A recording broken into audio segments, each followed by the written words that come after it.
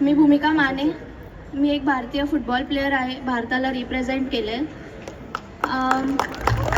धन्यवाद. सगळ्यांची उपस्थिती पाहून मला खरंच खूप बरं वाटतंय की आपलं ग्राउंड वाचवायला एवढी लोक जमा होऊ शकतात आणि आपण एकत्र लढतोय हे बघायला खूप भारी वाटतंय खरं तर. आणि अजून भारी वाटेल जर आपलं बीएमसी आणि गव्हर्नमेंट खरंच आपल्यासाठी हे ग्राउंड वाचवू शकेल तर. कारण तुम्ही ग्राउंडच नाही दिलं, मुलं खेळणार कुठे? घरात टीव्ही फोडून काही फायदा नाहीये. आणि आपण बघितलंय मुंबईतून कितीतरी फुटबॉलर्स इंडियाला रिप्रेझेंट करून त्यांचे गोल नेट तोडतायत. आपल्याला ते हवंय आणि म्हणून आपण या ग्राउंडसाठी लढायला आलोय.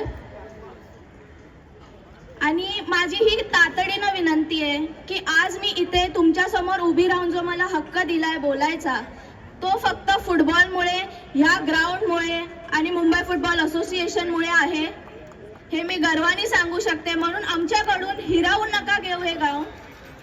आणि जे लोक इथे आलेत, मोठी लहान, जे खेळतात नाही खेळत, तुम्ही त्यांच्यापासून भारताला खेळायचं किंवा कुठल्याही क्षेत्रात जाण्याचं, एक स्पोर्ट खेळण्याचं तुम्ही स्वप्न हिरावून घेताय मी बोलू शकते. कारण ग्राउंड नाही तर मुलं खेळणार कुठे?